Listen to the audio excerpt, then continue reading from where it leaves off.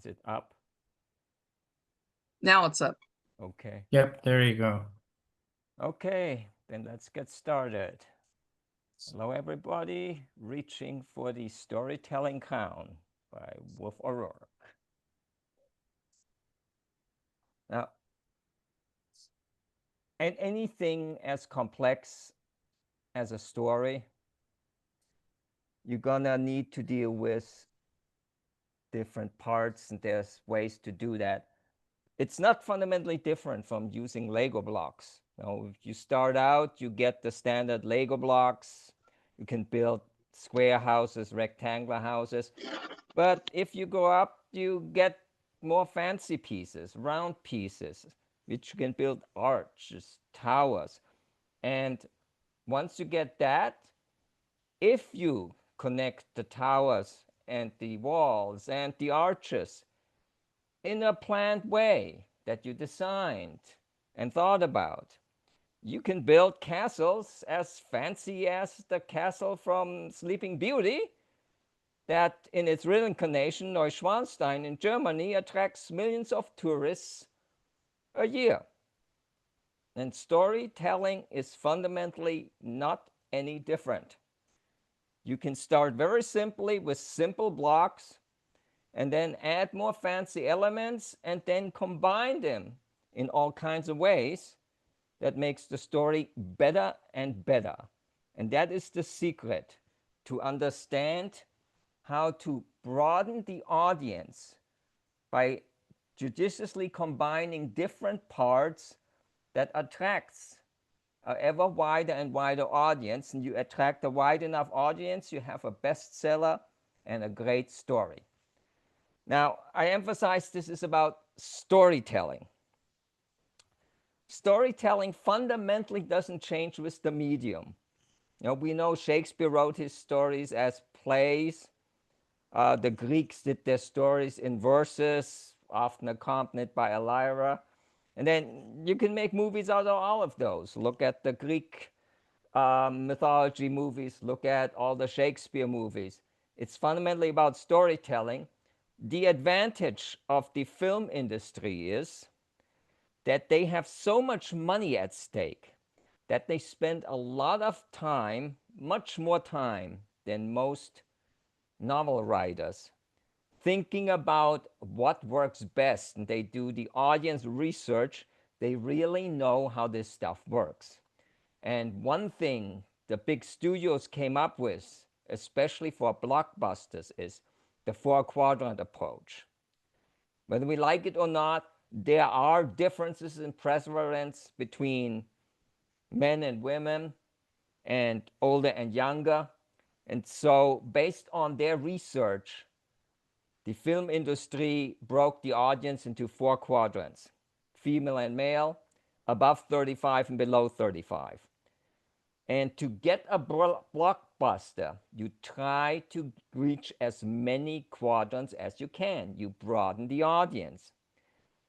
You see that particularly well in Jurassic Park, which happens to already have most of those elements, but they really emphasize it in the movie version. So you have an older woman, you have a younger woman, you have an older male, you have a even older male than that, so you can at least in part reach the seniors, and you had younger males. And that gave that thing pretty much a four-quadrant approach. And plus they catered kind of further by kind of trying to hint at a love story. Since the original book didn't have one, they kind of didn't play that out. But that is one way to deal with that. You see that in other blockbusters, Indiana Jones, Star Wars, it doesn't matter, because women tend to emphasize the feelings more, broadly speaking. Romance sells better with women. Men are more action-oriented. So what the movie industry does with blockbusters, and they're more formal about subplots. So when the movie industry does a subplot, they label then A, B, C, D based on the length of the subplot. So the main plot, which is always the longest, is A. If the main plot is something action oriented, fantasy, thriller, and so on, that appeals more to men, the B story, the main subplot, will always be a romance because that appeals more to women. Conversely, if the main story is a romance to draw more male, and this is predominantly geared towards date movies where the woman may pick the movie and ask the man to go along or vice versa. So if the main story is a romance, then the subplot is going to be something that may attract men, thriller, action, so on. It's all meant to broaden the audience, and you can apply the same principles to writing, to novels, to short stories. You just try to add elements that appeal to different audiences. Now, for novels, the building, sorry, the building blocks start with writing. That distinction, that differs from other forms of storytelling, like movies, that you can actually fiddle with the words and make the story better that way. So obviously the fundamental building block on a prose level is words. And you probably heard that, use stronger verbs, you know, use more emotional verbs, use more emotional words in general, power words, things like that. Vary the sentence structure, short sentences, long sentences. Vary the paragraph structure, use paragraphs to drive emotions. Like you probably, if you've been in our critiques, you've probably heard that a lot, that if the situation is tense, use really short paragraphs, really short sentences with maybe even sentence fragments, because it tends to give the feel that things go faster. And I've included here subtext, even though technically subtext isn't on the page, but it's a form of writing because you're deliberately leaving stuff out that is unsaid, that is implied by all the other words around it. And so it's part of prose. And judicious use of subtext can again add an additional element to broaden the audience.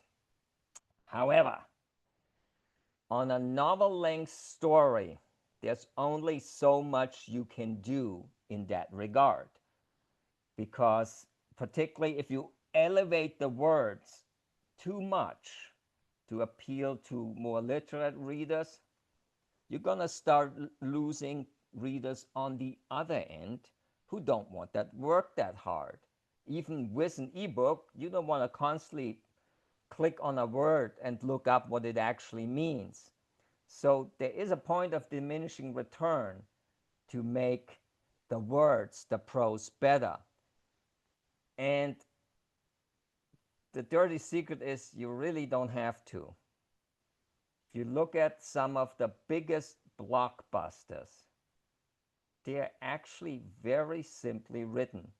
The biggest example is probably Lord of the Rings. You know, people have done analysis on these bestsellers, and Lord of the Rings, 90%, 90, 9 in 10 sentences have weak verbs in them. This is the opening 2 paragraphs of the chapter 1, basically arguably the most important paragraphs in the whole story. There isn't one sentence in here that doesn't have a was in it, as you can see. And all but one sentence have a had in it. So anybody who's been in our critiques know we try to rag on hats, and he does both. Now, in Tolkien's defense, he told these stories to his nieces and nephews and then wrote them down in the language that he used for kids. They were like 9, 10, 11. It was his publisher's idea to sell this as an adult book. And obviously they were right. And obviously the language still worked for adults. In addition, this is how a lot of literature was written in the 50s and 60s. So he wasn't out of the ordinary. So basically, it didn't hurt Lord of the Rings. Jane Austen came from a middle class background, which of course was comparatively wealthy for her time period. And books were sold to a more literate, more moneyed crowd. So as you can see, she used more elevated verbs than Tolkien did in her opening. Acknowledge, considered, entering. But she also used a lot of in between, and as you can see, almost every sentence has a be in it, or the been, or an is. So again, not exactly what modern editors would call great writing. Didn't stop it from becoming one of the most popular romances ever, and considered one of the greatest romances ever. And even today, that hasn't changed. Here's the opening to the Hunger Games. Now, she did cut down on the is, but she also cut down on the elevated words. There's only two in here: curled, you can argue, and uh, uh, concerned. And the rest are simple verbs because she's writing for a young adult audience. And again, they don't want to work that hard. So there's only so much you can do with prose. And for most parts, it doesn't really matter. You have to be good enough. No, you have to use enough words that people don't think this is like a children's book. You have to get the spelling right. You have to get the punctuation right. You have to get the grammar right, because screwing up any of those building blocks will lose you audiences. There are going to be people that complain about it. And nowadays, where they can write reviews and give you a 1 star, you don't want the reviews because, hey, the guy can't punctuate. Why should I read this book? But once you reach good enough, it doesn't really help you getting to great on a novel because the words don't matter enough. No, in a poem, that's only 1 page wrong. In a flash fiction, yeah, every word counts. But when you get to 80,000 words, the readers will forgive a lot if the story is good. And that's why the talk is about storytelling, because fundamentally the medium doesn't matter, and the writing, as long as it's good enough, is not going to change that. At this point, you need to go to fundamentals of storytelling, which are universal across formats. So we can use examples from film and from Shakespeare's plays just the same, because the storytelling format really isn't that different. And you may have heard this before: the most popular way to structure a novel, the 3-act play, which I'm going to call 4-act play because it's just wrong. It's not 3 acts. That's a relic of the way a play worked. But for novels, it's a 4-act structure, and for films, it's 8 mini movies as taught at USC. So I'm just going to call it the 4-act structure. That follows different principles because some people love words. Most people react to change because the brain saves energy until something changes. This is fundamental to human beings. And if you have a pet, particularly a dog or especially a cat, you will notice most of the time they lie around doing nothing, kind of dozing, because animals that came from the wild aren't going to really sleep. They're too scared that something will happen. But they will shut down as much as they can until something happens, a noise that frightens them, something moving that frightens them. the brain shuts down when it's not needed for anything and only reacts until something changes. This is fundamental, doesn't matter what the medium is. You see this actually illustrated in this slide. The whole point of bringing the points one by one is so that you can focus and the brain wakes up every time because something changed, and can keep you can focus on what I'm saying and what you're seeing. And you may know that from school. The teacher drones on in a steady voice and nothing happens, you tend to drift off. It's the same if you have a presentation that doesn't have slides, where the author just stands still and talks in a monotone voice, fingers cramped to the lectern, and nothing changes, you tend to drift off.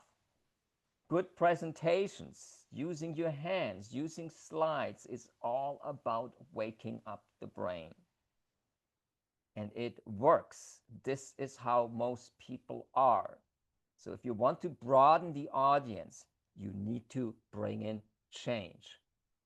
Put in as much different change as possible, because the brain will get used to things.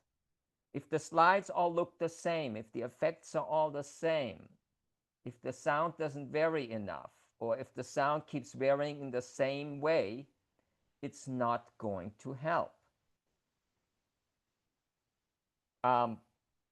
Tchaikovsky, one of the great Russian composers, had a bet with his friends that he couldn't write a piece using only scales, because scales have a fixed pattern.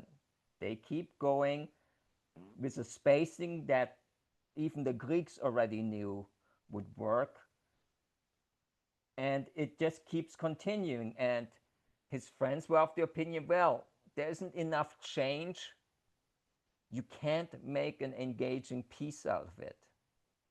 But Tchaikovsky was an experienced composer. Of course, he didn't just use the scales going in one direction. Yeah, that wouldn't work. He changed the direction of the scales, changed the scales he used, made some major, made some minor. He varied the volume. He varied the duration. So there are pieces in there where when he wanted to stress it, he would really pull out the tone lengths. He used different changes to make the piece so engaging that it's considered one of the best pieces of his best ballet. It's the Grand Pas de Deux of the Nutcracker, using nothing but scales because he used different changes. This is just as important. And you look at Nano Littlewood, who's the founder of Write a Rebellion, put it in more literary terms. The clearer you can be on transformation, journey, and impact, the more powerful your story will be from day one.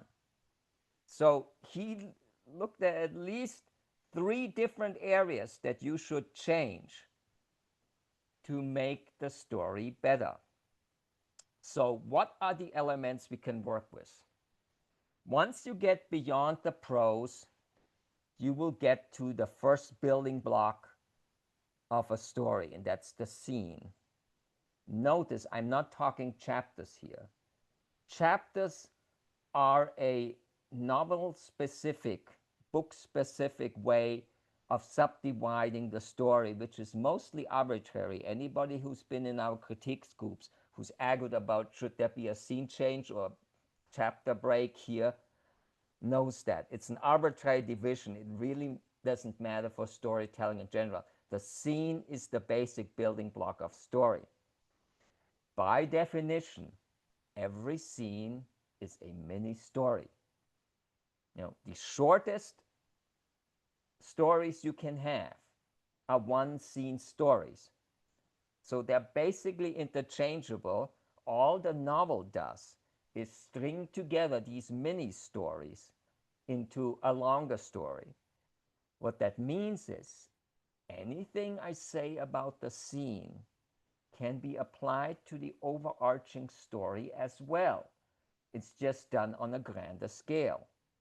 That is good news for you pantsers out there, because that means that if you don't want to plot out your story, if you don't want to do a lot of overarching work, outline, and so on, if you optimize the every scene to the hilt, make the scene as great as possible, you can reach a bestseller status just by optimizing the scenes, and you don't have to worry about any of the other stuff.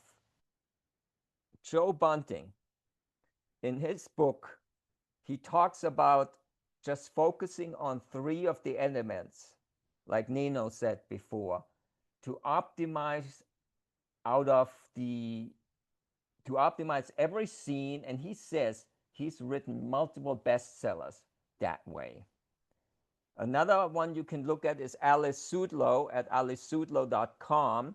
She uses the 6+2 elements of story revision cheat sheet, which you can get from her website, where she focuses on 6 different elements plus 2 more to optimize the scene. And again, you don't have to do anything overarching. You optimize every scene, you can get a great story. So the elements that are the most important, that there's many more than what you see on the screen here, but the most important are these 6: setting, character, emotions, goal, motivation, and conflict. And again, if you are pants and you don't want to deal with all this stuff, only one element is really required, because you can't have a story without a setting. No matter what you do, there will always be a setting. If you're in the vacuum of space, you are in outer space. If the setting isn't mentioned, people will assume it's contemporary Earth, and in our case, it's contemporary USA. So the setting is always there. Everything else is optional. Now, I can hear some of your brains going, but what about the character? You don't need a character for a story. Let's say you're writing a story about the late bombardment period, where meteorites were crashing on Earth and basically destroying everything in sight.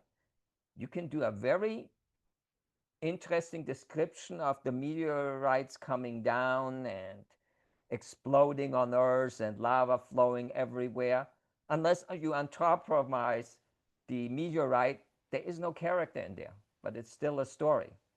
You know, it probably qualifies more as a travel description, but it's still a story because there's something changing. But yes, if you want to broaden the audience, you're going to have a character, probably multiple, because every character can pull in a different audience, as you saw with the 4 quadrants. You know, you want to cover all 4 quadrants, you need at least 4 different characters in your story in major roles. So every different audiences can grab onto them. And that is, for example, the secret behind groups like the Beatles, which had 4 members, but every member had a different personality, a different look, and different audiences latched onto each member. There were arguments about, is John Lennon the more important of the 4? Is Paul McCartney the more important? Would they have been such a success without Ringo, who was somehow considered a baby, even though he was the oldest of the group?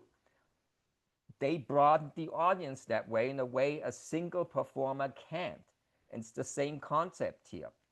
You want the audience to identify with the character. It helps if they are like them, look like them. So again, you want to include people from different countries. You may have noticed a lot of blockbusters try to find an excuse nowadays to bring in Chinese people because, well, there's 4 times more of them than the US. The entire Chinese middle class is now bigger than the population of the US. So even if you only appeal to the Chinese middle class, they have the money to spend on movie tickets, broadening the audience. Um, Again, you want to bring in emotions if you can, particularly if you're trying to appeal to women, because they care more about the feels than men do. And it's the case. They tend to raise children. They have a different attachment, different relationships with other human beings that are based on emotions. So you want to bring those in to broaden things out. And you may have heard about the goal, motivation, conflict. These are more elevated principles that you don't necessarily see on the page, but if they're there, they give that story the extra kick. It's like the subtext. There is an audience that responds to that. So the more elements you can bring in, the more you can expand the audience and lift and level up the story. And those 3 elements, they basically drive the plot. And of course, again, for particularly action movies, the plot drives the story, which appeals to a male audience. You throw in the feels, how the character feels inside, which is part of motivation, but also the emotions separately. You throw in a B story that is a romance, and you've broadened the audience. So going back to what Nino said, again, Nino focuses on just 3 of these elements, but with the same argument. You want change in the transformation, which is the change of the motivation. You want change in the journey, which is the change of the settings as used here. You want the change in impact, which again is the change in the goals and conflicts. What happens actually? So everybody is basically saying here in so many words, use as many different elements as you can and change them across and within as much as you can to get a better story. And what the novel, the long story, long form story adds to that is you want to do this across different scenes. And you could just string together optimized scenes and get there. But for a lot of genres, the sum is more than the parts. In a thriller, probably mystery is the best one. In mystery, generally the audience wants to solve the mystery. You have to give them the logical chance to do so, or they're gonna get upset. That is hard to do if the scenes don't have a relationship to each other, if you can't connect the dots. It's even worse in thrillers because not only may there be a mystery, there's a villain to fight, and you have to defeat the villain in a certain way. No, most big blockbusters, there isn't one villain, the villain has henchmen, and it's pretty much a rule that the team of the protagonist has to fight their way through all the henchmen, but the final must be the main protagonist defeating the main villain. That's pretty much a rule in film, and it works for a reason because the main protagonist is the one that most people will latch onto, and if they don't have the heroic moment against the top villain, it just doesn't feel the same. And in thrillers, and particularly in the subgenre, because horror is lumped under thriller, there's also the final scare.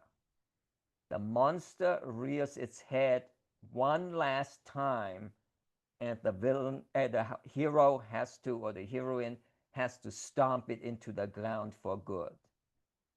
If you don't include those elements, the story is going to be pura force, and that's why you see it in pretty much every blockbuster thriller or horror movie. So you can't do that without connecting the dots. Even if you don't do it ahead of time by plotting or with an outline, you know, a lot of pantsers will do it in reverse. Like Julia Quinn will write the last chapter first, or at least the climax, not that they knew more. So that she knows what she's aiming at, so that every chapter coming backwards will build properly to lay the foundation to reach that climax. So you do this with connections between the scenes, and you do this if you can across all the elements, because again, you want change in as many of these elements as you can, and you want them to connect across as many of these elements as you can. Every change that you can add makes the story better. And that leads us to the building blocks for the story, which, because the story and the scene are interchangeable, are of course the same. But if you connect within the elements, you get bigger versions. So the bigger version of the setting is world building. Big surprise. Bigger version of the character, the connections of characters are relationships. If you connect the emotions into a coherent whole, you'll get themes. And this goes back to what you may have heard about plot. If you add a subplot, it better go with or against the main plot. The idea there is that if you connect stuff, if the connections aren't there, if they don't make sense, you're going to start losing readers because they're going to be confused. So just like you don't add a subplot that has absolutely nothing to do with the story or the main protagonist, you don't want to just string together emotions in a haphazardous way. You want them to make sense across the story, or the readers are going to get confused. So that's why you use them in a theme that ensures that the emotions are consistent across 80,000 words. You also want the goals to make sense and build up, and that is what most of you know as story structure is. You have the big overarching goal. Different characters may have additional goals, and then within each scene, you want a goal for the scene, because every scene is a story. So if the story overall has a goal, you want every scene to have the goal, but the goals should make sense. They should connect together and build up to the big goal. Otherwise, the audience just gets confused. The motivation ultimately turns into the character arc, because fundamentally, on most journey type, well, inner journey type stories, you want to flip what drives the character from a fault, an inner wound, an inner belief that is wrong, to the opposite, because the goal of the inner journey is for the character to learn what they are doing wrong. So again, you can string these together haphazardly, but it makes the story so much better if you achieve this fundamental conversion. And the conflict, of course, yeah, you can throw in conflict left and right, have the hero get punched out, have somebody pickpocket a wallet, rain comes down and prevents the journey from continuing. if the conflicts don't add up to a bigger overarching conflict, also known as the stakes, the audience is going to go, huh? So the point of all these connections is that they need to add up to something bigger, and the elements should all be there. And if you look at old screenwriting methods, which again, the movie industry does this a lot more deliberate, you will see that you could use index cards where they had these different things listed. Um, in some movie versions, they also list a value as one of these elements. And again, there's many others, but the main thing was that on the index cards, at least one of these things had to change in every scene, and ideally even more. And you will still see that in screenwriting software, where they use these cork boards. They have placeholders, or they have fields where you can indicate which of these elements changes in the scene and what the change is, so that when you actually write out the screenplay, you don't forget. And it's basically a method of ensuring that something changes in every scene. Because again, without change, the brain goes to sleep. So what are examples of how you enforce this besides the corkboard? The world building, probably the biggest example there is maps. You look at fantasy books, there's usually a map in the inside cover or comes with it.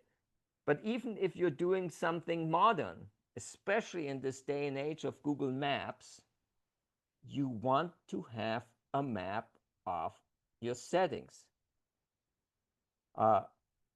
You don't want people to get upset because your transitions from location to location don't make sense, particularly if you're dealing with real cities. You know, people can now respond on social media, people can leave reviews, so you will see that some authors even include on the copyright page or in the prefix that, look, for the sake of drama, I've changed some of the time settings, you know, because otherwise, if you like write something like the drive from Las Vegas airport to the Bellagio took 5 minutes, you're going to get social media posts and bad reviews telling you, no, it isn't so. It takes 5 minutes just to get out of the airport. You don't want to get these things wrong, and it helps basically to use maps as a foundation for that. And in the fantasy world, you have more leeway, but it doesn't hurt to have a map so that you stay consistent. Character relations, you can just throw them together, but it is much better to use archetypes to build these relationships, because they all serve a purpose in the story, and the more archetypes you can bring in, the more richer the story gets. Probably one of the best known examples is Star Wars A New Hope. Obi-Wan is obviously the mentor to Luke, and Darth Vader is the villain. And so by thinking about the archetypes that you want to bring together, which makes the relationship to the uh, secondary and minor characters better, you can again level up the story. Uh, some people would argue that Darth Vader is more important to Star Wars than Luke is. And that's because that, again, is a different audience that is more interested in people like that. Broadens the audience.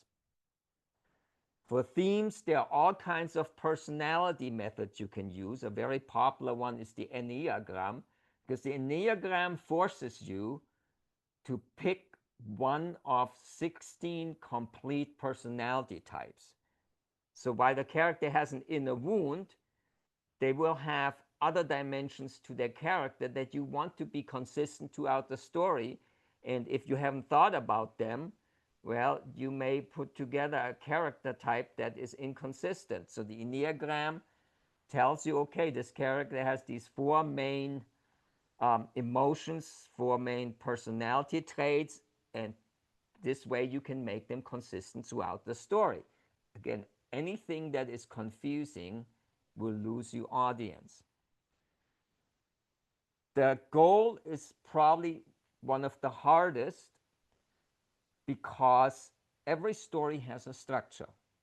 No, even if you don't think about it, every story has a structure.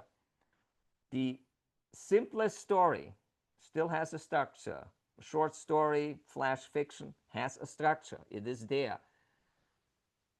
One of the shortest stories known dates back to almost, well, dates back to the 19th century. It's Baby Shoes for Sale, Never Worn. 6 words, but it has the most basic story structure, beginning, middle, and end.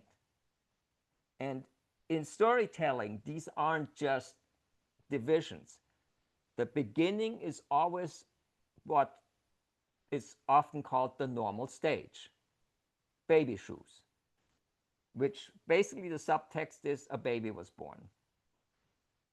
The middle is the change, because again, no story without change.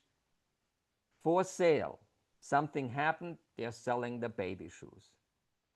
And then the end is the upside down world, the opposite of the normal world, never used, which again the subtext says the baby is no longer here.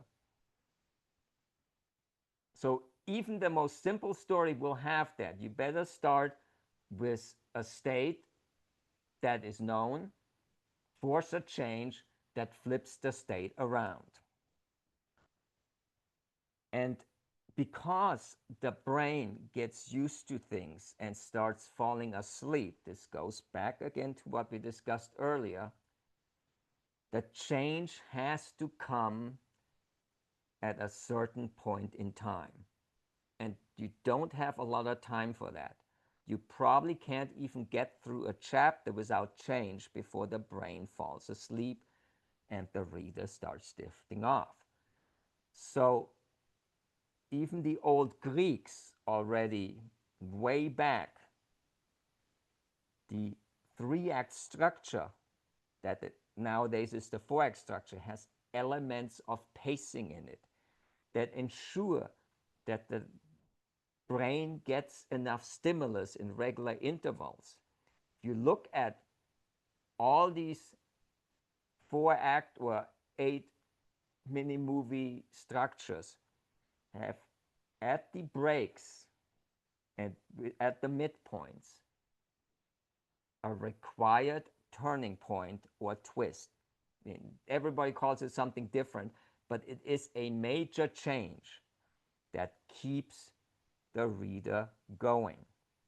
And if you go back to that, the scene is the same as a story, then even if you don't apply a scene structure, it automatically has a beginning, a middle, and the end. And the beginning is the normal state for the scene, then the middle is the change, and the end is the upside down world.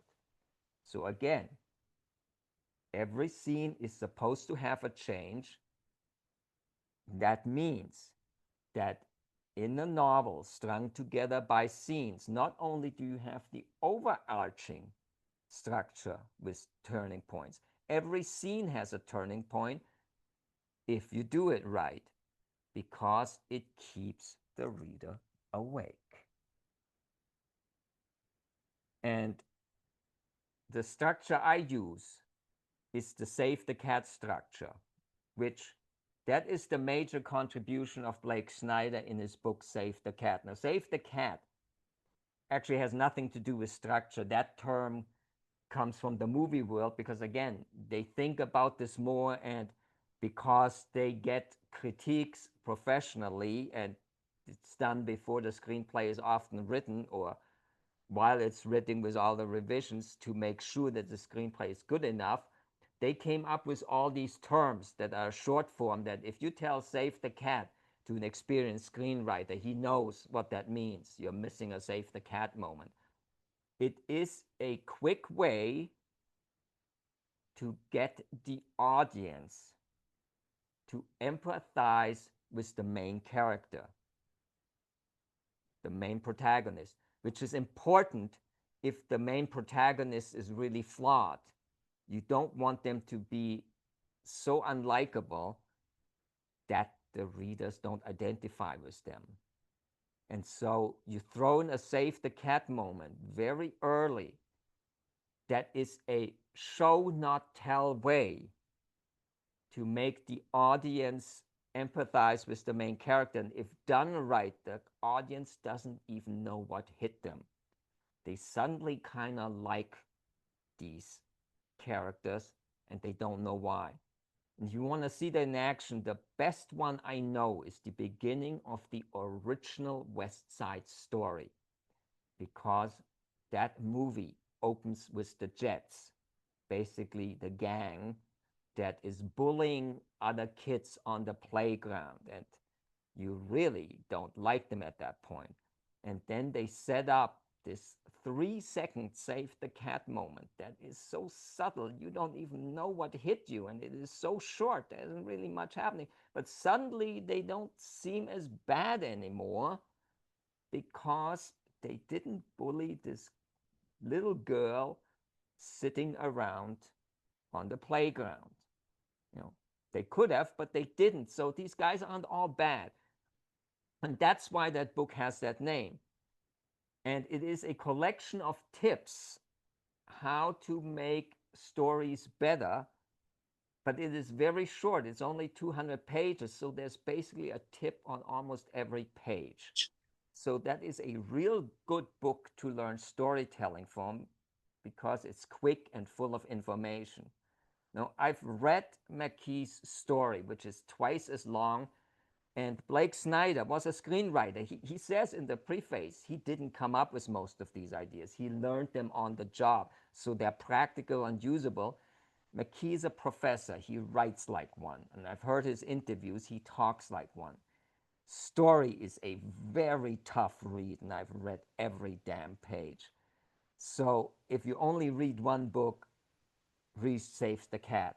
Now, Save the Cat, because it's so short, you know, McKee does weave examples into story, but if you didn't understand what he was trying to say in the theory, you know, the examples don't necessarily help you.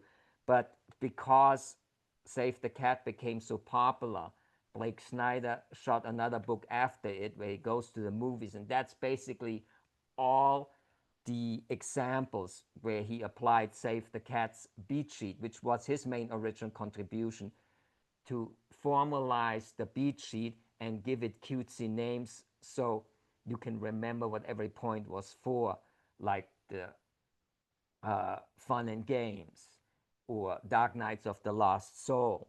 So not only did you have 15 beats, which is basically the turning points in the story, or the required points in the story, you also could remember what they were for. And then he did a third book where he extended the 15 beats, especially with a 5 point finale that makes the finale where the main protagonist defeats the main villain better because you have additional change, additional turning points.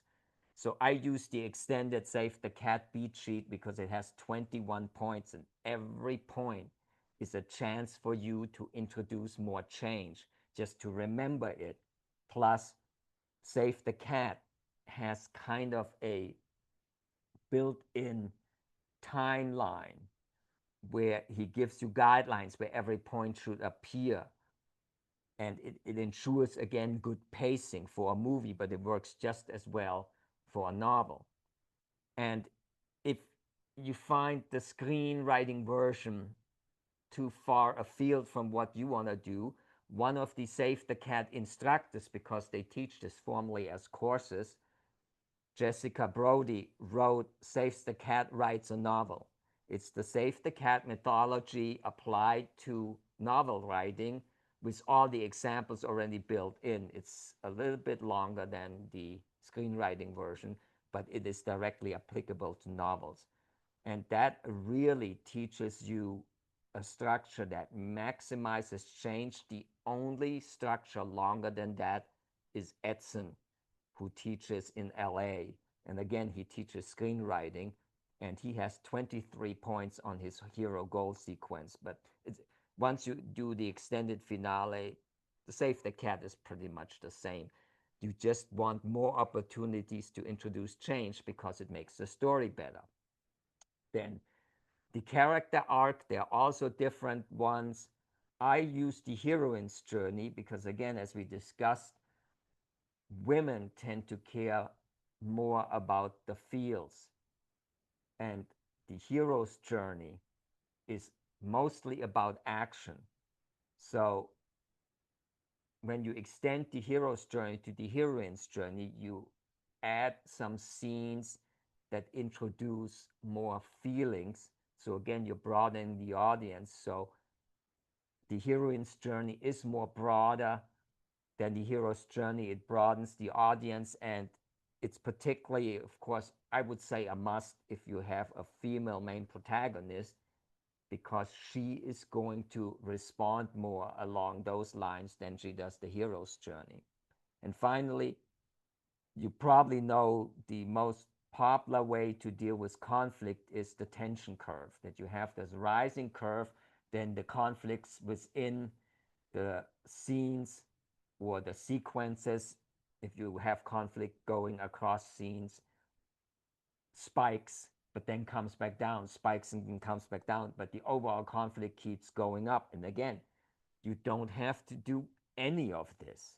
You can just string together optimized scenes, but particular with the tension curve and the story structure, if you adhere to those relationships, drive the tension curve up, um, connect the goals so that you have turning points that oppose the goals with the conflicts at regular intervals and get the pacing right, you can lift even optimized scenes to make the story really great. Earlier, Rich asked if foreshadowing was a form of subtext. I would say yes, because if you do foreshadowing right, it's not on the nose on the page. Yeah, good question. I don't know if Eric's question was serious when you were talking about the 4-act plays. He said, "What about foreplay?" Well, foreplay is important in particularly romances because, again, you want to string out the emotions as long as you can. You know?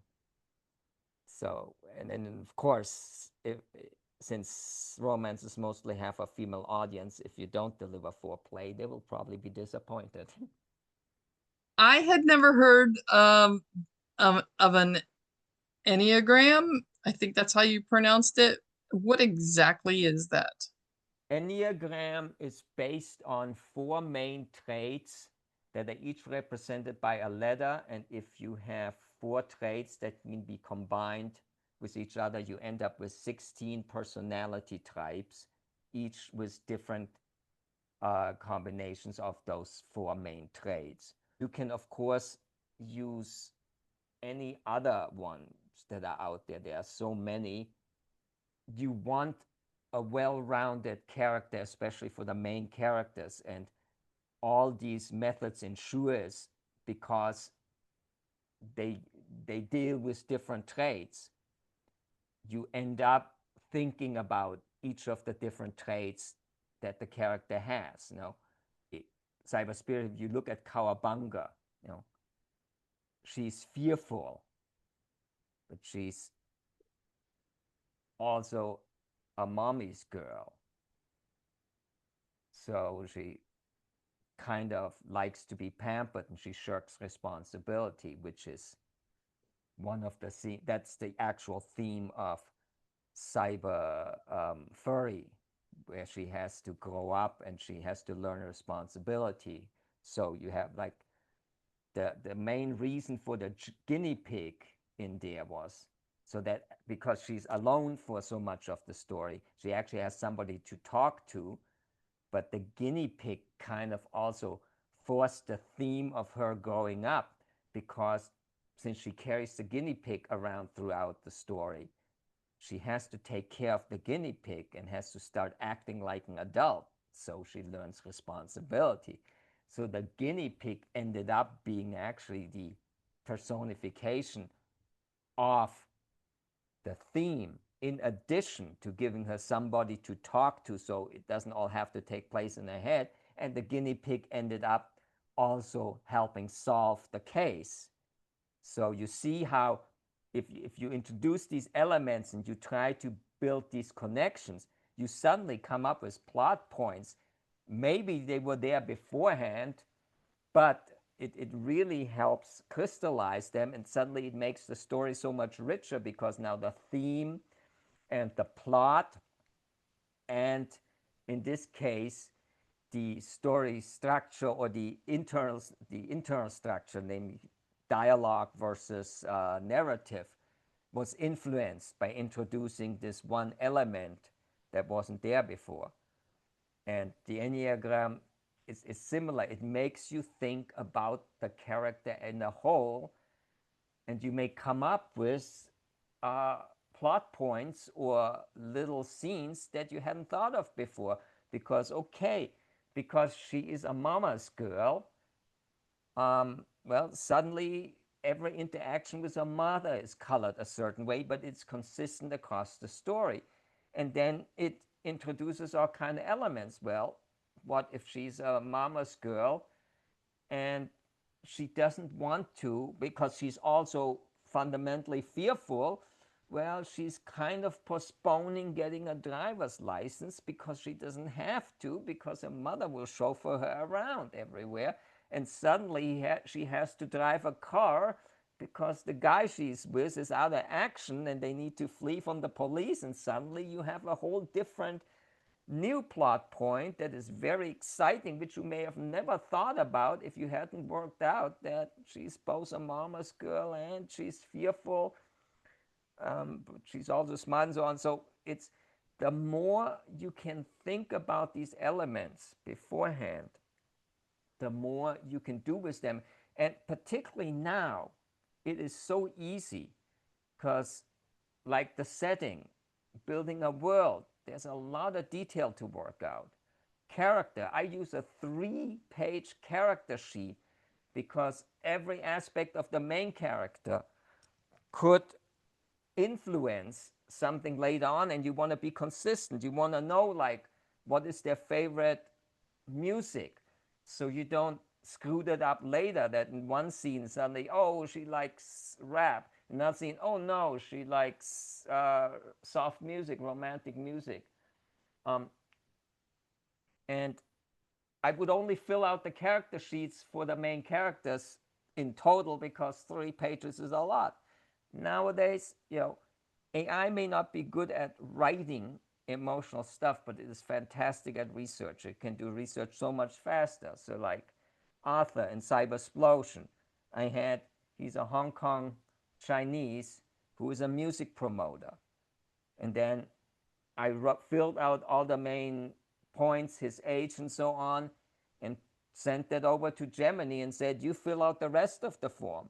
And Gemini did all the research that would have taken me hours, looked up Chinese movies, particularly Hong Kong Chinese movies, looked up Hong Kong Chinese music, and filled all this stuff out. And now, if I need to have him deal with music, I already had a base of foundation to build on, and it was done in seconds by AI. And the free version will do 3 pages in general. So it's now so much easier to build complete elements in all these things, so that just for the story and each scene, it makes it better. As those of you that have been in my readings know, the music Cowabunga listens to influences the storyline. It makes the story richer. Anything you can do, the more you flush out these elements, the more you can enrich and level up the story. And AI can really help you in that regard.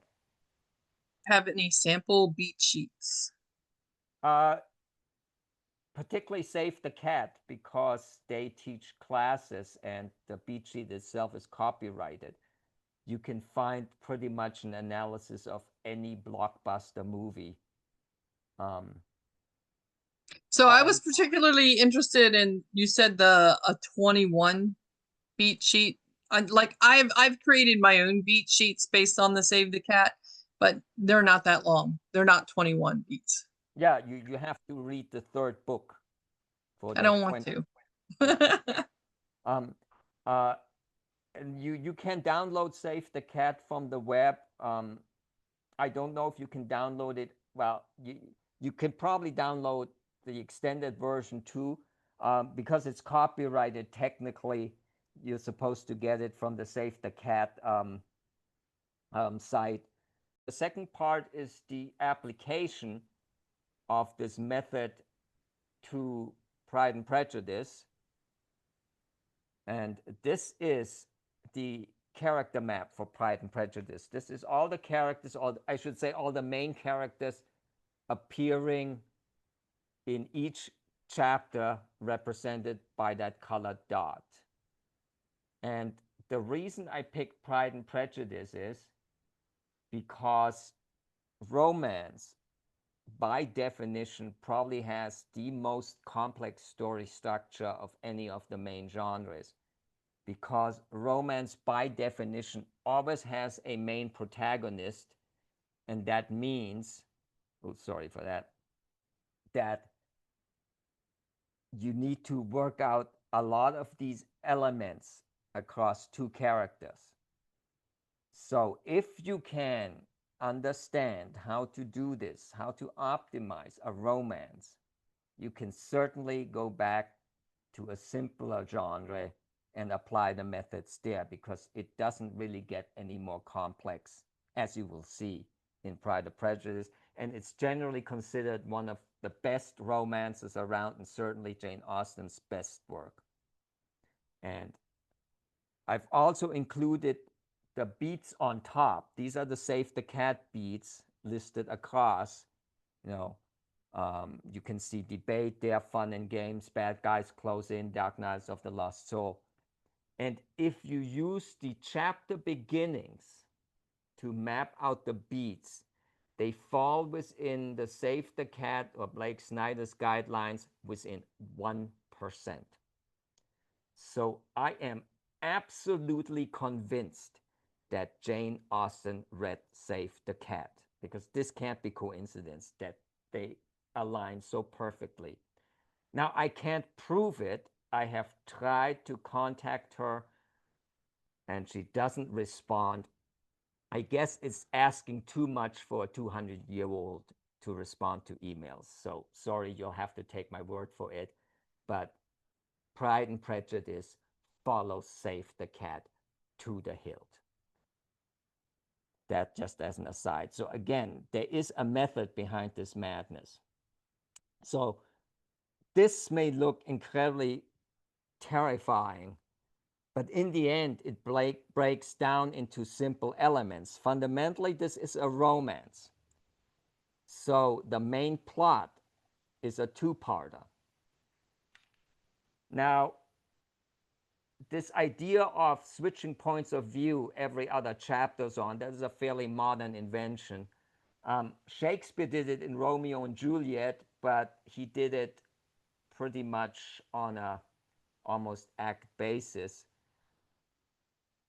Jane Austen wrote with one exception, the very first chapter, everything in Liz's point of view. Liz Bennet is the main protagonist, and everything is colored by her point of view. Now, Darcy, her love interest, nevertheless, is a main protagonist, which means he has his own character arc, he has his own goals, and he even has his own theme. It's only surfaced indirectly, but Jane Austen had it completely worked out so that everything is consistent. Liz finds all this out indirectly afterwards because, for most parts, as you can see, she doesn't interact with Darcy. But it is there. And interestingly, because Austen died so early, there are no memoirs of hers. She didn't leave any notes. Most of the original manuscripts are lost. So everything we know about the stories, we know from her family because she told them to her family as entertainment beforehand and then later wrote them down. And so, unfortunately, we don't know a lot of things, but we know that Sense and Sensibility and Pride and Prejudice were written either in parallel or Pride and Prejudice was written first. It was probably her first manuscript. But Sense and Sensibility was published first. And we don't know why, but if you look at we know from her family she majorly revised what started out as first impressions. And if you think of first impressions, that just says prejudice. That doesn't deal with pride. So it is possible that Austen discovered the second theme, pride, afterwards in her revisions. And if you look at Pride and Prejudice is over 300 pages long. That's pretty much a rule that you cannot fit 300 pages into a movie adaptation. So the best movie adaptations tend to be miniseries, multiple parts. But there is one movie that looks like this. If you compare that to that, this is a lot simpler. You can do this in less than 2 hours. This is the main plot with a third character, the antagonist, that creates a love triangle. This is the character map or the main character map for Bridget Jones's Diary, which is a retelling of Pride and Prejudice in the modern era. So it's absolutely possible that First Impressions had just this storyline and that the publisher or Jane didn't find it enough to sustain a novel. And then once she got Sense and Sensibility edited, professionally edited, and published, she or the publisher then suggested how to change First Impressions to make it better, and it turned into Pride and Prejudice. And it's generally acknowledged that the prejudice theme belongs to Jane. Now, her pride gets hurt too, but fundamentally, Jane is the character who jumps to first impressions. In fact, she uses that term in a discussion. So she's the one who misreads Darcy and sets up the whole story because she's prejudiced against him. And pride belongs to Darcy because he has a higher social status. And Austen may have discovered it afterwards. Maybe Jane's editor discovered it. And they changed the name to Pride and Prejudice to show, because it's a romance, there are two themes, that both themes are represented. Now, this is all conjecture because we don't know. We don't have the original manuscript of First Impressions. We don't know why they made the changes.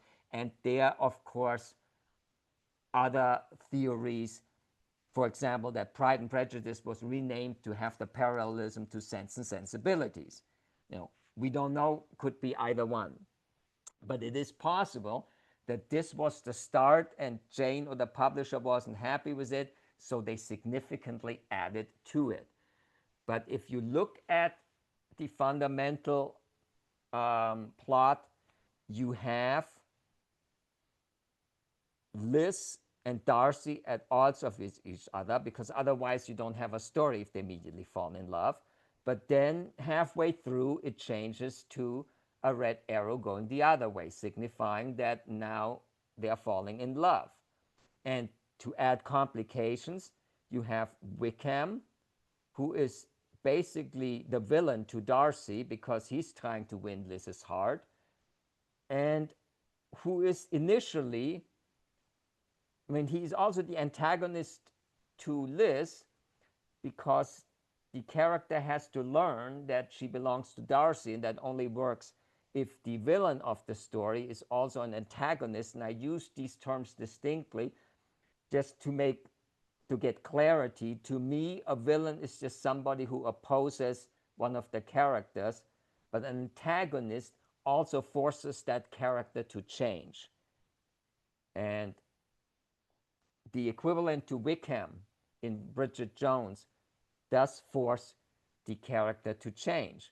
Now, by definition, in a well developed romance, each protagonist is also the other's antagonist, because the whole point is they force the other character to change, to move away from their inner wound and move towards the other protagonist, so that both compromise to make the relationship work. So that's why I say fundamentally a romance is so much more complicated than the other genres, that if you can understand this, that there is already an antagonist to each protagonist, and then you add other antagonists to make the love triangle or add complications. These are how you make the story better. But in Austen's case, because she starts with this, and you see there are these gaping holes in Darcy's character map, because Austen chose probably the hardest to execute trope possible, enemies to lovers.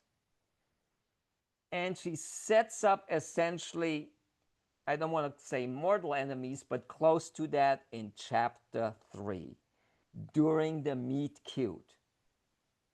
Darcy and his friends come to town, and they first meet Liz and her family at a country dance in chapter 3. And the reason the reason Liz represents prejudice is because she overhears Darcy talking to his best friend Bingley, who are both much higher in social status than her, about her, and she misunderstands what is said, jumps to conclusions, and tells her family that she can't stand Darcy and that she will never dance with him, which that was fundamentally how young people got acquainted in that time period. So effectively, she says, he's dead for me. And how are you going to sustain a romance when the characters aren't talking to each other in chapter 3? You know? And that is, you think about it, it's like, why would you even want to do this to yourself? There are so many easier ways to pull off a romance, but that's what Austen picked. And maybe she realized that this just wasn't enough, because you can see, for example, that Wickham's plot barely fills in the holes. And what is worse, and maybe she learned that from Sense and Sensibility sales, we know that women care more about the feelings. That's why they like romances better, but that means romance has to deliver feels. And you can't go from chapter 3 to the midpoint, much less to the climax, without feelings. And then Austen, in hindsight, this looks like this is absolutely the best way to go, but you have to think about it first. Austen introduces a parallel romance that gets going at the same time with the same inciting incident, but actually is consumed from the start. Bingley's Darcy's best friend Bingley falls majorly in love with Liz's best friend and older sister Jane at the very same dance. He's smitten with her right from the start. He asks her for the next two dances and then asks her again and again. We are off to the races. The fields are there, and because of the tight relationship, Liz is vicariously feeling the same thing. She even tells Jane how happy she is for her and that things are going great. And that goes back to the point that we've been discussing. You want these connections as many and as tight as you can. Now, you can say this is kind of gratuitous, that Darcy is there with his best friend, and the best friend falls in love with Liz's best friend. How can that be? Okay, but this is a story, and you want the story to work. And the tighter the connections, the more they cross over, the better the story works. And you can say this is manipulation and this doesn't happen. It's a story. We are manipulating the characters' feelings. The whole story is based on manipulating the brain because the brain wants change. So I'm sorry, if you're writing stories, you have to get used to that you're manipulating the audience. Movies do it all the time, but that's why they're so great. So you see this especially in long-running television shows that go over 7 seasons. It's almost a running joke in Star Trek, the original version, that if a landing party includes people in red shirts, they're the first to get killed. Because, like it or not, we don't care as much about people we don't know than about people we do know. So to have death of a major character be meaningful, people have to care about that character. They need to know the character, and that means the author has to spend time introducing the character and making them likable, creating save the cat moments and all that, which of course save the cat is manipulation too.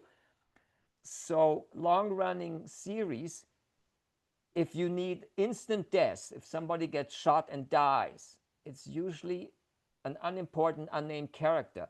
But if it's something longer, where there's a lot of suffering involved, like poisoning, it doesn't matter how ridiculous the coincidence may seem, it hits one of the main cast because people already care for them. And so it has a completely different emotional value.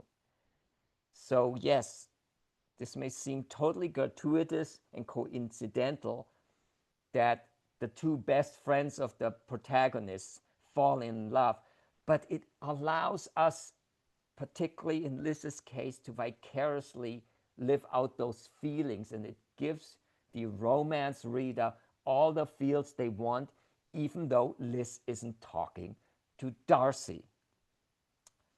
Plus, it has a second element that makes this whole thing work.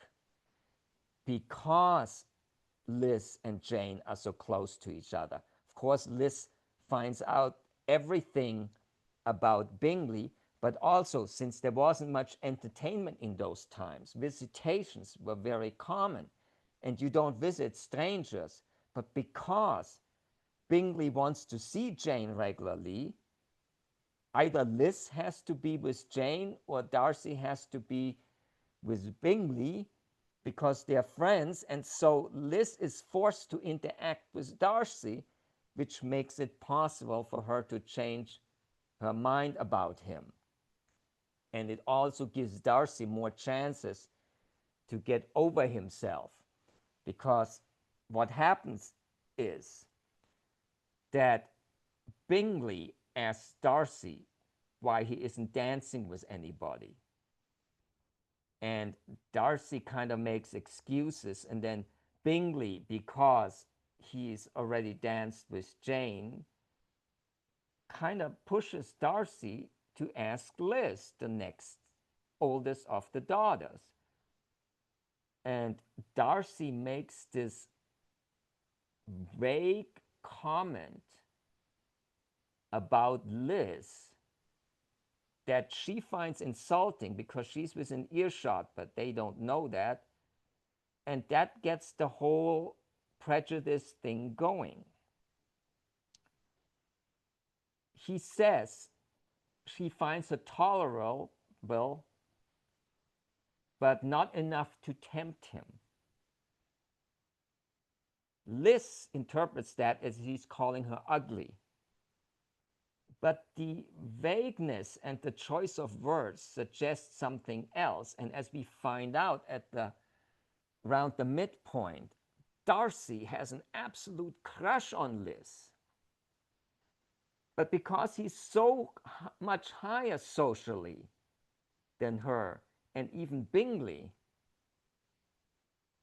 he can't enter that relationship. His family won't let him. And so, and he doesn't want to tell Bingley, who is technically a social inferior, that he has this crush on Liz. So he kind of avoids the question with this vague answer, but that's not how Liz sees it, and that's the prejudice. In fact, there's even another theory that Darcy shows all the signs of high functioning autism. Of course, autism wasn't known in that time, that the term wasn't known, and Jane wouldn't have known the term, but she might have seen this behavior in her contemporaries, in which case Darcy's refusal to ask women to dance could just as well be interpreted that he's not socially inept, he is terrified of interacting with other people. So he's terrified of having women to dance. And when he finally does ask Liz to dance, he really has to get over himself. And you kind of see it in how Colin Farrell plays it in his version. That seems to have been the theory they followed, that he avoids eye contact with other people in general. He's very abrupt. He barely talks to other people because he can't handle social interactions. He just doesn't have that developed in his brain. So if he's truly autistic, what we would right now call neurodivergent, Liz is just totally off base, but she doesn't know it because she can't interpret his behavior. She thinks him prideful and rude. So that's why she is prejudice and he is pride. But of course, Darcy also has prejudice in him because his pride basically in the social hierarchy forces him to look down on Liz even though he doesn't know her either. And it's the interactions while she is at the Bingleys that makes Darcy reconsider, because he has to engage with her and they kind of get into this intellectual sparring, which shows her that she's actually pretty smart and accomplished, and Liz kind of downplays that in public, but he discovers, oh, we are actually a good match. And that wouldn't have happened if this parallel love story didn't tie these characters so closely together. But you still see gigantic holes here, especially where the break comes because Darcy can't get over his pride, his social status, and because he doesn't want to accept his romance with Liz because of the social status, he feels that his best friend shouldn't be in the romance with Jane either, and he breaks them up. And you see that where they turn close to the midpoint into antagonists again, or in this case, just straight villains, because Bingley doesn't actually change Jane and Jane doesn't change. So Bingley now becomes the villain. He's broken Jane's heart, and Liz sets up this kind of attempt to reconcile the two, but then Jane finds out no, they really broke up deliberately. This wasn't just an accident. And now both romances are off. So now both romances are destroyed, and we have all these white spaces. So what does Jane do? Oh, by the way, in case this looks familiar, yes, this is used in other stories. Probably the best known, going back to our initial examples, is Lord of the Rings. Lord of the Rings is a fantasy. The Fellowship that's trying to get the ring to Mordor very early on breaks into 4 parts. So by definition at this point, because they're on foot, they're separated, there are 3 subplots going on that all have the same main goal: get the ring to Mordor. But by breaking up, the nice thing is, as characters die, as characters get captured, because they're on foot, long journeys take a long time. They may be going through a dense forest, they may be going through a desert where nothing happens. When one group is just either impeded, stopped, or nothing is happening, Tolkien can switch to another group and keep the action going, keep the change going, keep the excitement going. So this having 2 parallel plots instead of the blockbuster version of having the B story being a romance, the B story is a parallel plot, is used in Lord of the Rings. And those of you that have been in my readings of 100 to 1, that's exactly how that one works. Because the main male character, Calvin, ends up in re-education, which is essentially a reform school. At the beginning, there's very little happening. He's going to boring classes.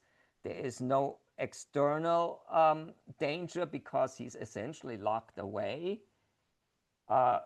It's a thriller. You can't have nothing happening, but that's no problem because during the inciting incident, his mother attempts to free him by attacking a police officer and is immediately arrested for basically attacking a police officer. And as you probably know, if there's one thing police officers can't stand is if you attack one of their colleagues. So she gets treated really meanly in prison.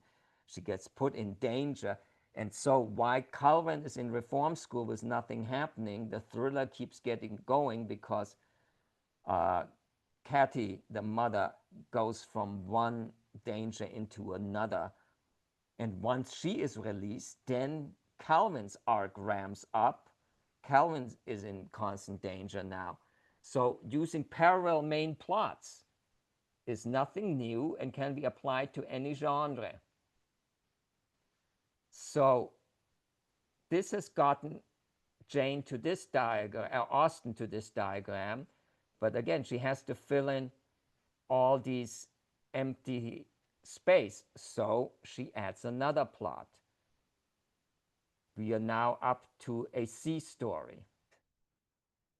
And this one may look totally confusing, but that's because there is a related possible F story going on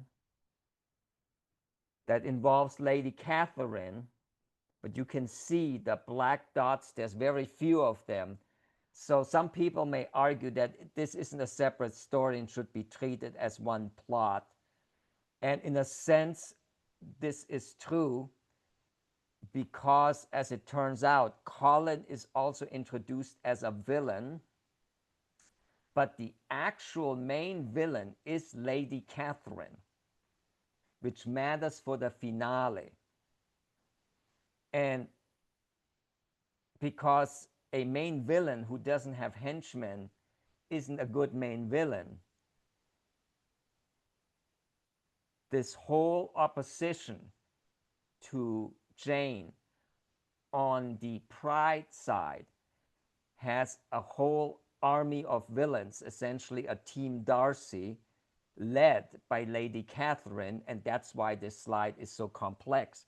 But fundamentally, this is one subplot, or at most two. So the C story is that Collins, and you can see that where Darcy is out of the picture, Collins immediately comes in. Collins asks for Liz's hand. He wants to marry her. So when both the A and B romance are starting to break down, or didn't happen at all, we introduce a C romance that now gives Liz a chance to show emotions. But wait, there's more, because we are in a romance. We already have two parallel ones going on.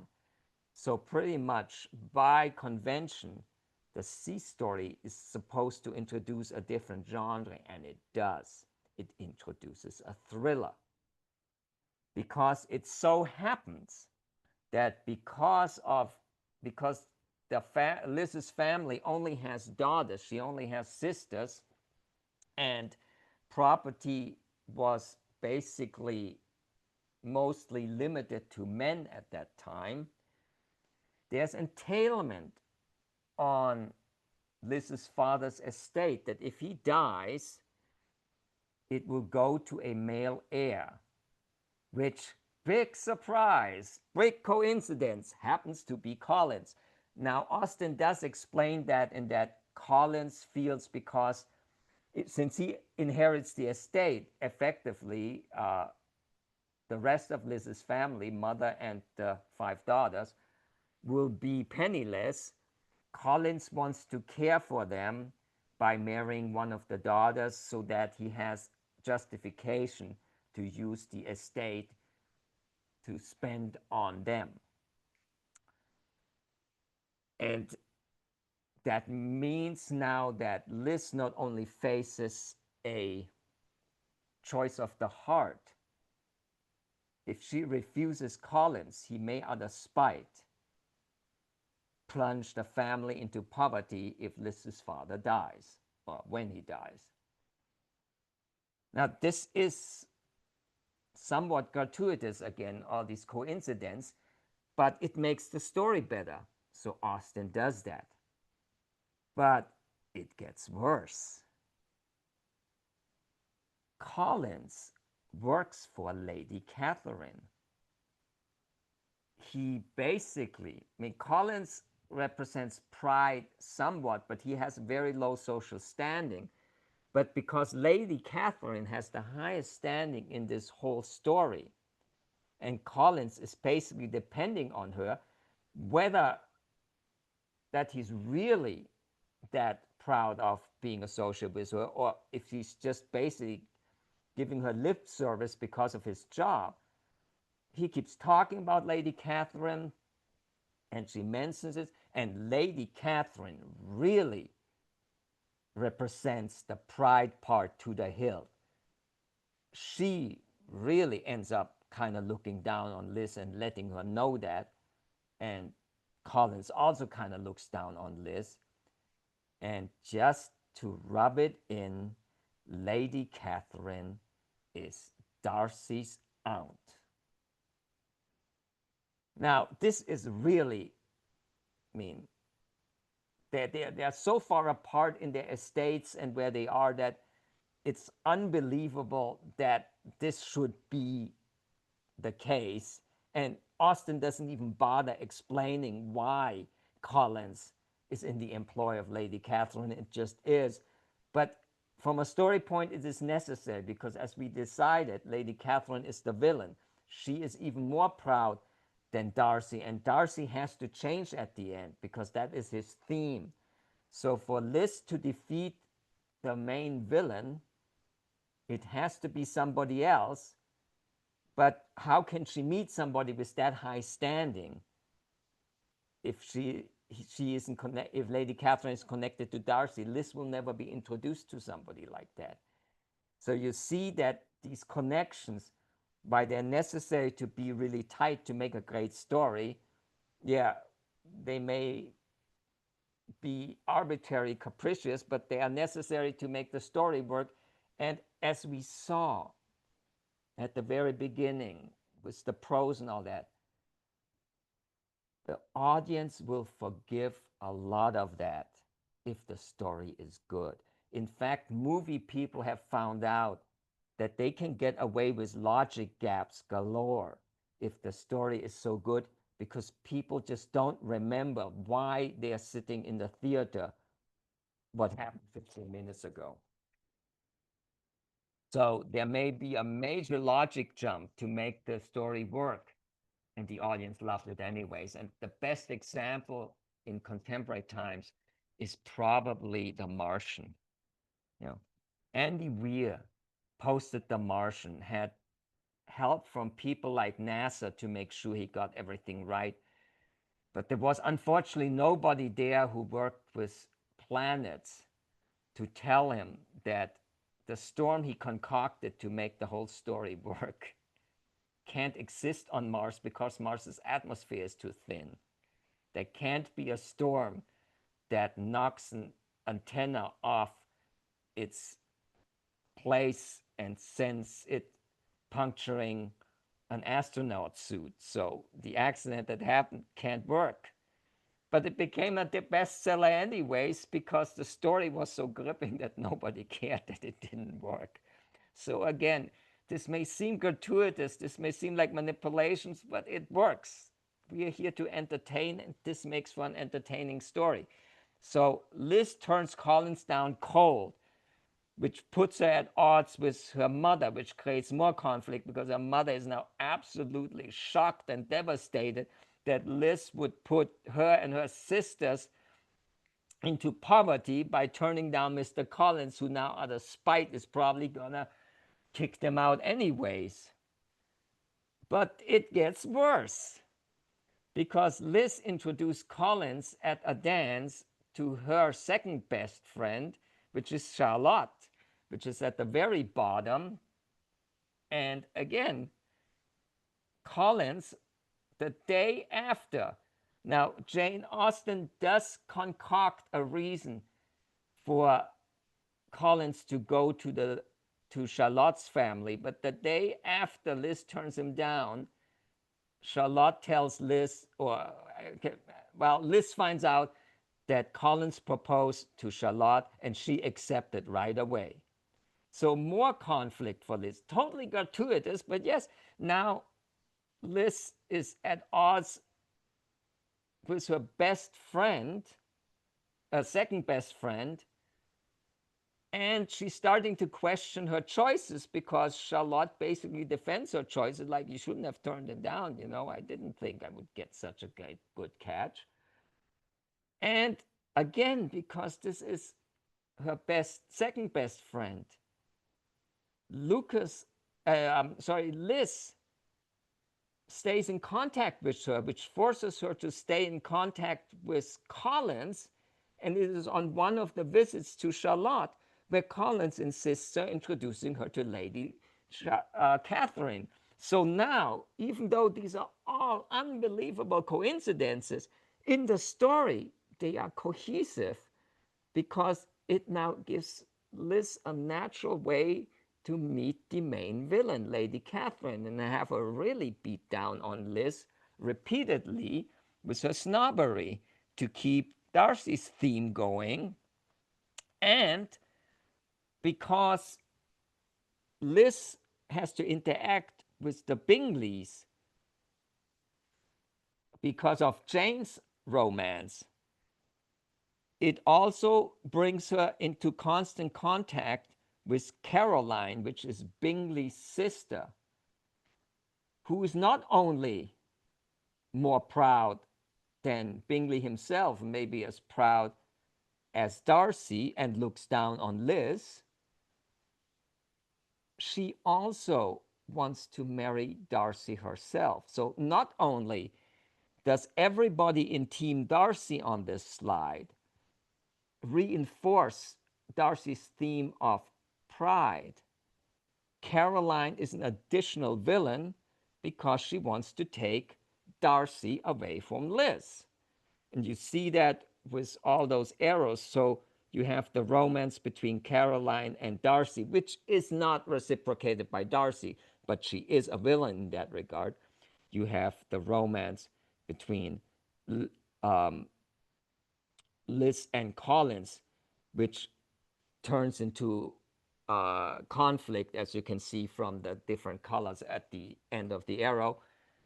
And all these people are tightly connected. Liz is Charlotte's best friend. Charlotte ends up marrying Collins. Collins opposes Liz. Lady Catherine is tightly connected to Collins. And all that then plays out at the end that when Liz ends up defeating Lady Catherine in the final scare.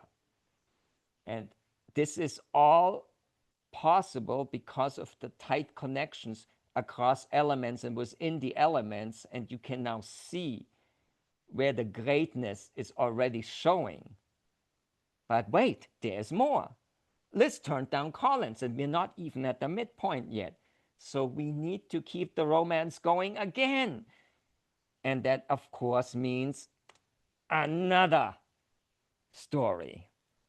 And this is the subplot that you saw in Bridget Jones' Diary, and which may have been the only one in First Impressions, because this introduces a love interest that Liz now falls for. And so it sets up the love triangle. But wait, there is more. Because Collins's thriller hasn't really played out. You can see that Lady Catherine doesn't show up until almost the midpoint. Wickham is also a villain. You know. And Wickham is also an antagonist, so is Collins, because again, the antagonist forces the main character to change.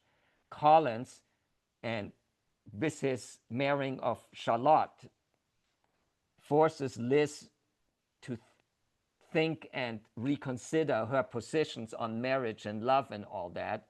And Wickham does it even more, and particularly Wickham, because he lies to her from the start, pretends he's somebody else, also deals with the prejudice part. He really forces Liz to realize that she jumps to conclusions too quickly. And this is particularly done with another coincidence that just screams to high heaven. This may be the worst in it. So, a regiment of soldiers comes into town, gets quartered there for whatever reason, as was common in that time. And one of Liz's family's associates introduces her to Wickham, who is just some random soldier in this random regiment. And surprise, surprise, Wickham used to be Darcy's best childhood friend. They had a falling out and they're now bitter enemies. So there is this added thriller that Wickham is really a scoundrel, a gambler, a really bad person, and he knows Darcy. I mean, what is the likelihood of that? But without that, you wouldn't get all the juicy parts that come after it. Again, the relationships of the main characters have to be tightly coupled to maximize the story. So Wickham is a villain, he's antagonist, and he knows Darcy. Now, we don't see that at the beginning because right now all we're doing is keeping the love story going. Liz is enamored with Wickham because he is a con man. He knows how to do this. He really seduces Liz and it works. And then, interestingly, it is Caroline who is the first to tip Liz off that Wickham is not a good person. And she kind of dismisses it, but it does make her think about maybe she's jumping to conclusions here. And it also, again, makes for an interesting twist in that Caroline is actually a villain. And that may be one of the reasons that Liz doesn't trust her. So, again, all this kind of comes together in a juicy way. But this isn't really playing out as a thriller yet because none of this is known. And then we get a major shocker at the midpoint where Darcy suddenly tells Liz that he's madly in love with her. He doesn't know why, which again kind of points to autism in that he doesn't really have control of his emotions and he's scared of them and he reacts scared toward other people because of that. But again, it doesn't really matter. Darcy tells Liz in a quite insulting way that, you know, against his better judgment, he needs to propose to her. And of course, Liz is insulted, um, and she hurls all kinds of things at him, including that how badly he treated Mr. Wickham and that she would rather be with Mr. Wickham and he should go to hell. And this occurs pretty much at the midpoint, which is supposed to be a false victory. So Liz has won. Her prejudice has prevailed. She feels good and smug about herself. And then it comes crashing down pretty much the next chapter. Because Darcy is still in love with her. He has gotten to know her better and he's already started to change. He's moved away from his pride. Otherwise, he wouldn't have proposed to her, which was like an absolute no no in his social standing class. And he has to protect her. So he feels compelled to tell her the truth about Wickham. And of course, it's done through a letter back then. And she doesn't have point of view.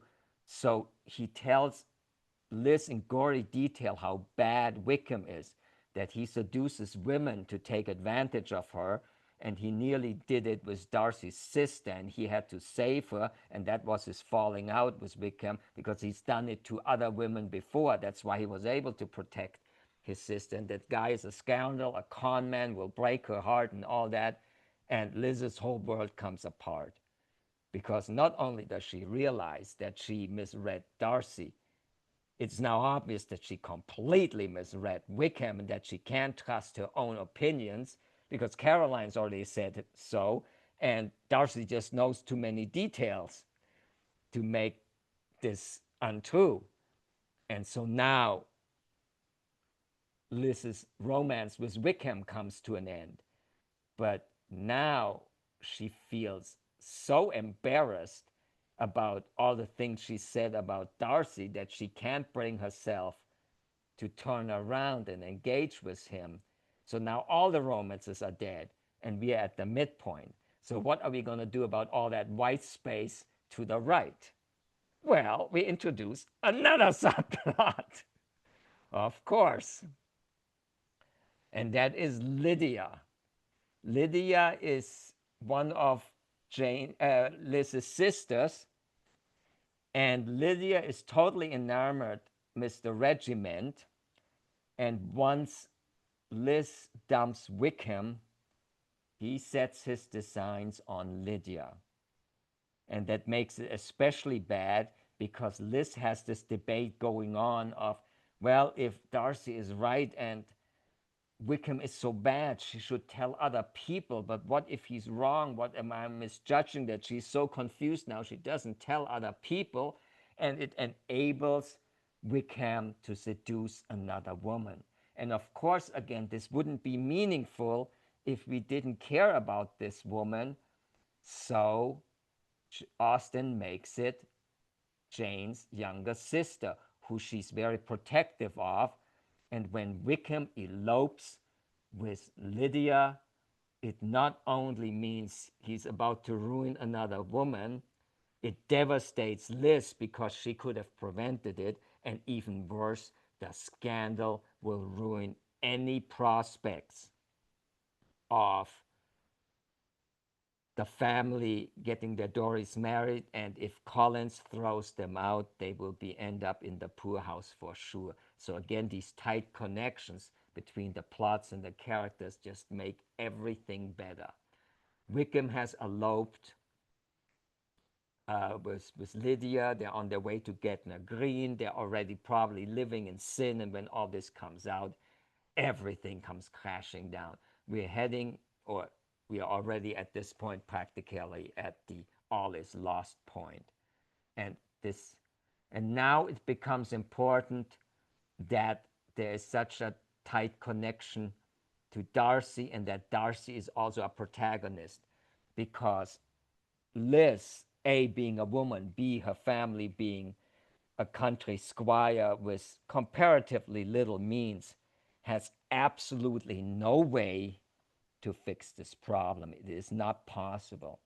Liz cannot defeat the villains because she doesn't have the means. But we need to, she needs to, or the villains need to be vanquished for this romance to happen. And this is possible because Darcy has the means, and he is also a protagonist. So in a romance, you can make the switch that you can't do in any other genre, where one of the other protagonists can defeat the villains and still make the story structure and work and make the audience happy. But how is Darcy gonna find out that Lydia has eloped and that the family is about to be ruined when Liz isn't talking to him? So Austen pulls another great coincidence out of the hat. Of course, Liz finds out, Liz happens to be on a tour with one of her relatives, which happens to be in the county or next to the county where Darcy has his estate. And because it is such a beautiful estate, they in fact go and visit it.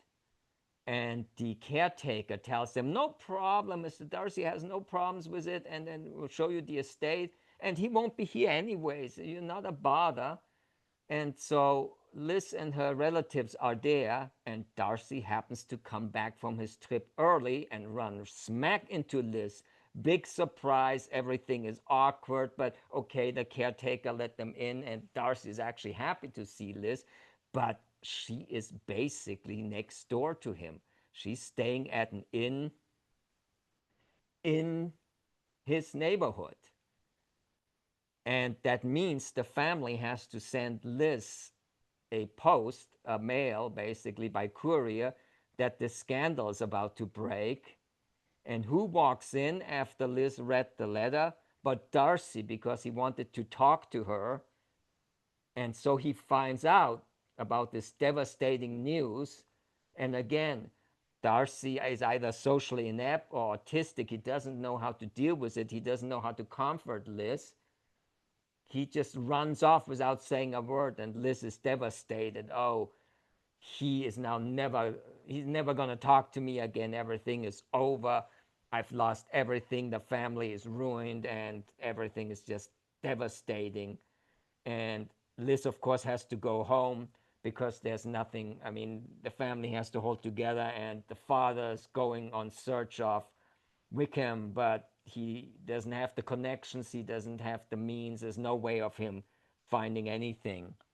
But this basically sets up that now Darcy because he loves Liz and he has the means. He is going to fix the problem.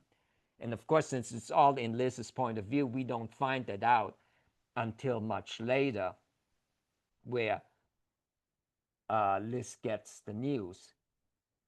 And it turns out that basically uh, Darcy, with his connections and knowing Wilkinson's childhood, manages to find him, basically bribes him to marry Lydia, sets him up with an officer's commission so Lydia will be taken care of later, and does all that without telling Liz and even telling Lydia not to tell Liz because, well, he respects her position and he doesn't want this to be the reason why she marries him. But Lydia, of course, lets it slip, and Liz now realizes that effectively Darcy has done what in a romance is required is the grand gesture.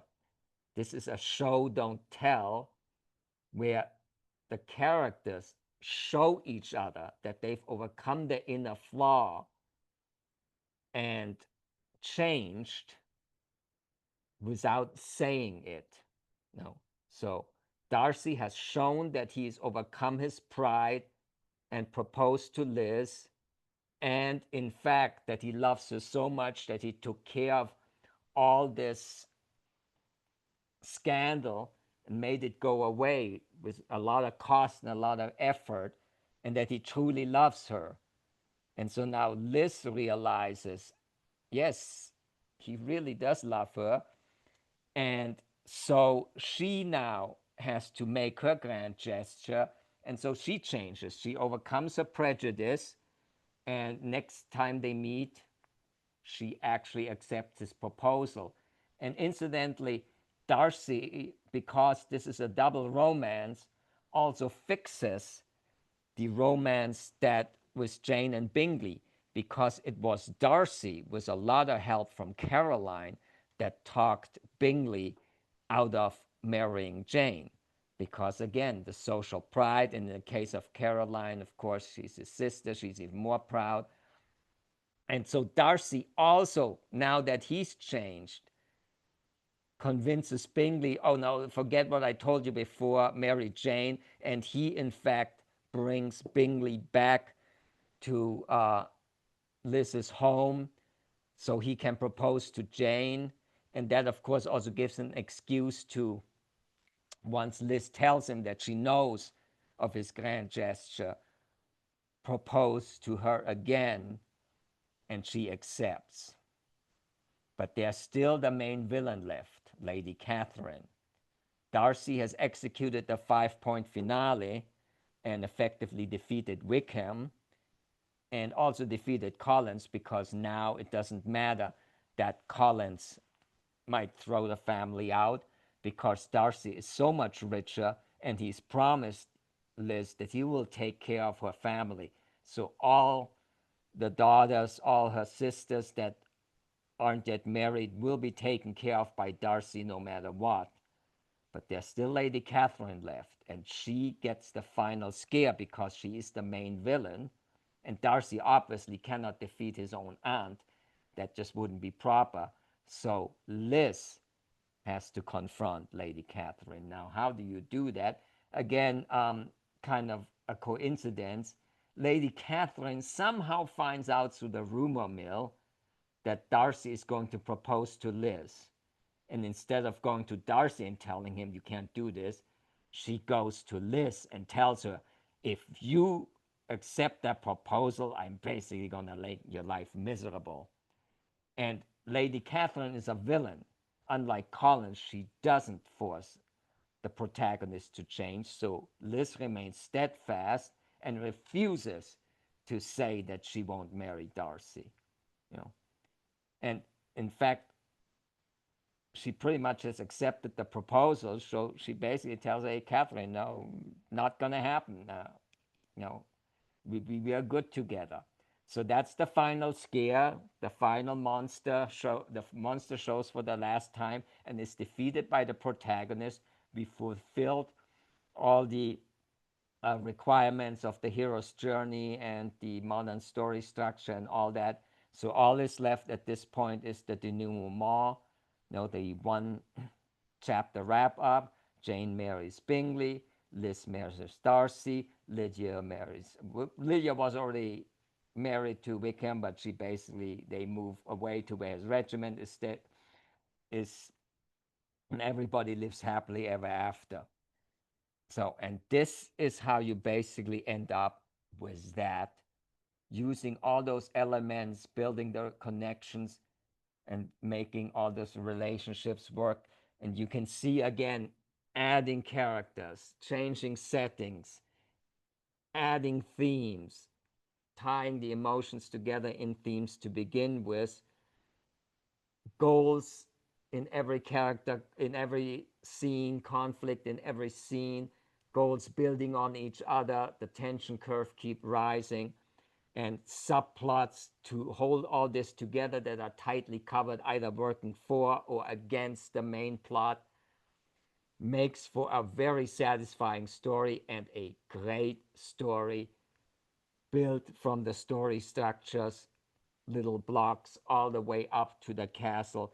And this is how you reach for the story crown.